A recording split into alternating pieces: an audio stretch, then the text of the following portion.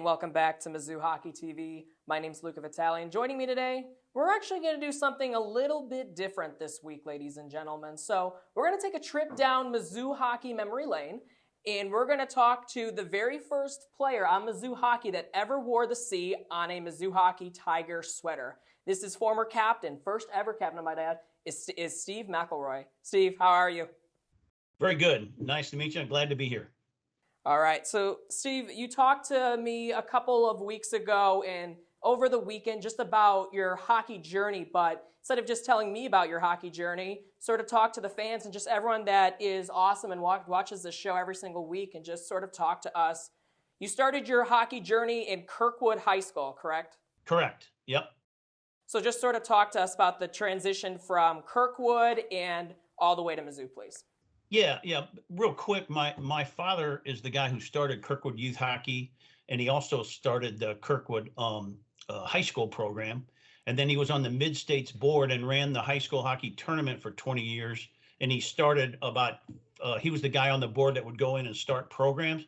So he started about 10 or 15 other high schools besides Kirkwood. And he's in the Hockey Hall of Fame, Amateur Hall of Fame in 2009. The same year, the guy from Afton, John Jost, the guy from Webster. So anyway, we're really proud of that my dad's the one that started Kirkwood Youth Hockey. And my junior and senior year, the rink in Kirkwood opened in '68, and we started a program my dad did with some guys, and we started playing hockey there. And then the high school came along in '73 and '74, and we were lucky enough to win the state championship those 2 years. And then I played my freshman year in '75. I played D1 at St. Louis University. Back then, they had a D1 program, NCAA, and they played at the arena where the Blues played. And so I was the first guy from St. Louis to play on that team. I was a walk-on, and they had 5 lines. You know, I didn't dress a lot. I played some games. And then the next year, Mizzou got a rink in, I think, '72. So there was a rink in Columbia, but we started the Mizzou program in '76. So I transferred from SLU and went to Mizzou, and that's where it started. And we started a club team. But we had a rink in Columbia, which was the greatest thing, you know. I'm glad you mentioned that you started the team. So before we sort of talk about you and some of the other guys starting the team, Ice Chalet, for those that did not know, was the name of the rink in Columbia, which is off of Grindstone Parkway in US 63, so not very far from those that sort of live in that area, and it unfortunately only lasted a decade from, according to a report that I read, from 1974 to 1981, and Mizzou now plays at Washington Park Ice Arena, which has been open for over 60 years. So, Steve, you talked about that you and some guys started the Mizzou club team. What got you to do that? Well, here's what happened. There was there were about 10 investors from St. Louis. They put the money together, and Mr. Murch was behind it, and he was a big-time Mizzou alumni guy, and his kid was playing hockey. He ended up playing with us, and they funded a private rink, and so they owned the rink. And then they had a guy that ran the rink, and he also ran the hockey program. So the greatest thing was we had our own locker room. We practiced every day. We left our stuff there, and the guy who was running the rink ran the hockey program, and we were like the big deal because, you know, it was just starting, and it was all organized. I mean, we traveled, we practiced every day, and we made a lot of money for the rink because everybody came to our games. I mean, we sold out every game because it was a mile from campus. It was really neat, and so yeah, it was like we were treated back then. It was almost like we were like the football and basketball. We were in the Man-Eater. We were in the Tribune. You would go home at night and you would watch clippings of our games on the news because, you know, it's a J school, as you know, Luca. It's one of the best. So it gave, and this guy was so smart that he would schedule our games on the weekends when the basketball team was out of town. So there wasn't a conflict, you know what I mean? So it was really a big time deal. It's just, and the guy who was captain with me, when he graduated, he stayed on and ran the rink and the hockey team. So it was so tightly coupled that we got everything. We got all the best times.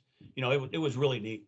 And for me personally, we won state my junior and senior year at Kirkwood, and we got 8 of our own guys back on the Mizzou team. So we had our same lines that we had since we were in 6th grade, and we did really well. It was neat, but we went back and recruited a bunch of the better players. The first year we were okay, and then we went back, and then over the next 5 or 6 years, it got really good because all the best players from St. Louis that maybe weren't quite good enough to go D1, they said, wow, this Mizzou program is big time. And they had a blast, It was really fun.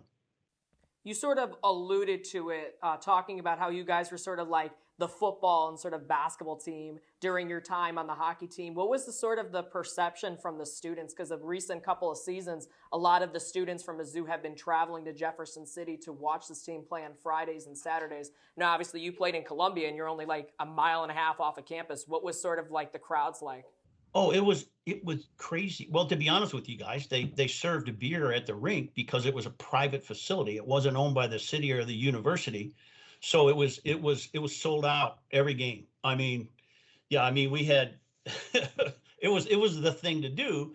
And like I said, back then Mizzou basketball was really good because Norm Stewart was the coach, and it was us and KU kind of it was the Big 8 back then, won the championship every year. But this guy was smart enough when they were out of town, we were home. So, I mean, all the press, they treated us great because they're journalism guys like you that were, gave up something else to talk about. Some of them would go on our road trips. We had big times. Iowa State was really good back then because they had a lot of Canadian kids. And so what we would do, we would go to Iowa State and we would play one day in Des Moines where the Buccaneers play, which is an older rink. And then they had ice in their basketball facility where the actual varsity team played. And they still do, as far as I know. So, yeah, it was the thing to do, and everybody came to our games. And the people from little towns in Missouri, they'd never really seen hockey before. I mean, they thought we were like the Blues because they didn't know any different. You know what I mean? And it was a great brand of hockey, and we played a lot of different teams from the Chicago area. One year we went on a road trip. We played at the University of Michigan. We played Eastern Michigan, but it was in the Michigan arena. So, like I said, it was because the owner of the rink and the general manager, he basically ran the hockey program. So we were really lucky. We got everything because we were like the big deal back then, And then they started youth hockey in Columbia. Columbia Hickman had a high school team. They were in the high school league in St. Louis. They had broomball, so they had intramural hockey for just the regular guys that maybe didn't want to, wasn't on our team. They had an intramural hockey league and they had an intramural broomball league. So yeah, it was really neat. That is really neat. And you mentioned about KU and part of your response there, and Mizzou just beat KU in the MACHA championship. Can you sort of talk about that rivalry back then? Is it the same it was now as it was in the 70s? Oh my God. The basketball thing goes back to the Civil War, the whole deal. But yeah, and they were not really good back then. They were just starting, and back then they formed a junior B league in St. Louis. So there was 4 junior B teams. And so kids would play high school and then maybe they'd stick around for a year. So we had a feeder system of the guys. So we went and recruited, and KU, they just, we beat them pretty bad, like really bad. I know Mizzou scored 12 goals against them the other day. I watched the game on the laptop, but yeah, through the years, we've used to take it to them pretty good, I think, but it looked like Mizzou did last weekend or whatever it was too. So that was great. You had a good amount of time as captain on this team. Did you have any sort of memorable moments that sort of stood out to you during your career? Yeah, well, like I said, I was captain for 3 years, and I was leading scorer for 3 years. Whatever. That was kind of my deal. Like I led the high school league in scoring in my senior year, and we went 22-1. But on Kirkwood, we had 7 of the top 10 scorers in the league, so we were loaded because we had a youth program that right when it started, after the Blues started, we went, and 7 or 8 of us from our high school team ended up on Mizzou, and it was really cool because our parents were best friends. Their kids had played together in youth hockey. They'd won 2 championships. Now they're playing in college at Mizzou. So a weekend would be that. Once again, we had great times because we got whatever time we wanted. So our parents would come down. Friday night, we'd play, let's say, Iowa State in hockey. And then the next day we go to the campus inn for brunch with our parents and maybe a date or whatever. Then we all go to the football game together.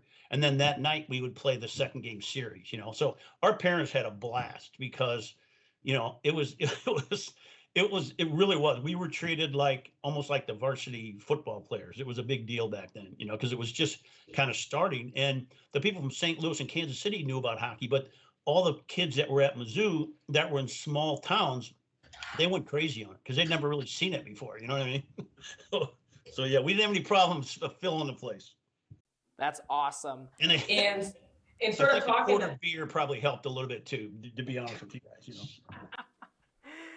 So now sort of talking about after your career at Mizzou, talking about the St. Louis Tigers. You and some of you and your former teammates would compete in annual tournaments in Las Vegas. Do you want to sort of talk about that? Yeah, well, we started at Danny Berger. This kid is I'm sure the kids probably know this guy. Danny Berger, he was a freshman when I was a senior. He went to SLU. His older brother was my age, went to SLU. He's had 5 kids. He started this Vegas trip that we go on every year. But his son, he's a former Mizzou guy. His son is the captain of Penn State University hockey team right now, D1. There's been 5 Bergers. 2 of them went to Penn State. His other son played at Princeton. So Danny, and these guys probably know him because all those kids went to SLU. All the Berger kids went to SLU. But Danny started this thing about 25 years ago. We started playing in the morning at Kirkwood, and the old guy in the morning league. So for 20 years in a row, the St. Louis Tigers, we went to Vegas. They have all these tournaments, like the kids have tournaments. Well, they had the old guy tournaments. And we had like 7 of us that played together at Mizzou. And then we would pick up various guys like Johnny Jost. They all probably know he's the coach of CBC. He's on our team. We had 2 guys with private jets, the rich guys. So half of us would get to fly out there. Half of the team would go in Southwest and the other half would go on a private jet. So we have all the Mizzou uniforms. We're called St. Louis Tigers, but we have all the swag and everything, and we have the best uniforms. And yeah, we've had a blast. So it's the core group of guys that started, and then we've infiltrated with, a bunch of the guys from Mizzou went to Lindbergh back then, and there's a Lindbergh line, there's a Kirkwood line, there's a CBC line. So yeah, we did it for 25 years in a row. We're on our 60s now, and we just quit it a year ago. So it was like 20 and 20, you know what I mean? So we've had it's great. And it's been really, and I don't know if some of these guys might know Jamie Compound.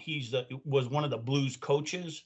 And he's won 2 Stanley Cups. He won when with LA, and then with Chicago Blackhawks. He's now the assistant coach of the team in Florida that's got Kachuk's kid on it. He plays on our team because he lived in St. Louis for 9 years. And when the Blues went on strike, I talked him into coaching Kirkwood High School team. And so we've got him on this St. Louis Tigers team. He's our ringer. He's like the best guy. He's amazing. So yeah, we had a blast with it. So the Tigers go to Vegas every year for 20-something years. It was great. That's awesome. And I sort of want to talk about this team for just a second here, this year's team. And it's going back to the ACHA D3 National Tournament after winning its 2nd consecutive MACHA championship. So back-to-back years, because last year they won their very first MACHA championship in program history. This year, back-to-back. So now that they're going back to this national tournament, Steve, what sort of advice do you have for these guys to make it all the way through? Oh, well, I watched them. I went to that SLU game, and I watched the guys online. We got some players, man. I mean, that first line you got, holy Christ, that kid. Then you got that. Is he a freshman, that Nat kid or whatever? He helped out pretty good, but he's got a pretty good wingers that go with him. And it seems like the coach is really good, and it seems like you guys are going to get some players coming in. So I think you're ranked 3rd in the country if I saw it right in the last ranking. So you did well last year. I think it was in Boston, right? And it's in St. Louis this year, right? Correct. So we'll try to get a lot of the alumni out to watch you guys, and best of luck to you. I think it seems like you sure have the talent. You're going to be close, so it's keep your head up and go for it. Yeah, and you mentioned that you went to that Flyover Classic in St. Louis. What does that say about the growth of Mizzou hockey? Oh my God, I couldn't believe how crowded it was. Packed, and it was great having it outside. You got lucky on a perfect day. there was a ton of, it seemed like it was way more Mizzou people than SLU, just to be honest. It sure looked like it to me. And it was kind of neat. My son's coaching a Bantam team, which is 7th and 8th graders. That whole team came there from Kirkwood. And they all were wearing Mizzou stuff because all their parents went to Mizzou, right? So that was a really neat deal to have that. And I think that'll really help the program. And so I think I was telling you, Luca, that there's a Dave Rapoff, the guy who was the general manager of the rink, is still in Columbia, and we've got some guys. So we would love to see, maybe we can help get behind trying to get something going back in Columbia, because if we did it in the 70s, we ought to be able to do it now. I got to admit, I agree with that point, because that rink has been gone since 1981, and now we're in 2024. So I would say that's a really good argument right there that you had. Well, you got it. My rap was telling me that it got down to, it was privately held, and the power to run a rink is expensive. But if you do a joint venture with like maybe the university, the city, it helps fund it. Because I mean, there should be at least public sessions in Columbia. You know what I mean? For nothing else. And it's a lot of things have changed. So hopefully we can help try to maybe restart. There's been a couple of different groups that have gone through the years, and Rapoff, that you'll know, Luca, when you talk to him, he has details on what happened. I think part of it was when the rink was on the chopping block, they went to the university to talk to him about, doing it. And at the time they said, well, if we do something, we got to do a women's team too. Well, back then, in like 1980, there weren't many women playing hockey, but there sure are now, especially in St. Louis, So if you had to have two teams, you could easily field a women's team with the girls that are playing just in St. Louis that I know about. There's a lot. So a lot of things have changed in the last, 40, 50 years. Yeah, definitely. Everyone, thank you for tuning in to this episode of Mizzou Hockey TV. Be sure to visit our website, follow us on social media, subscribe to this YouTube channel. And once again, thanks for joining us today. I'm Luca Vitale, joining me, Steve McElroy, and we'll see you next time.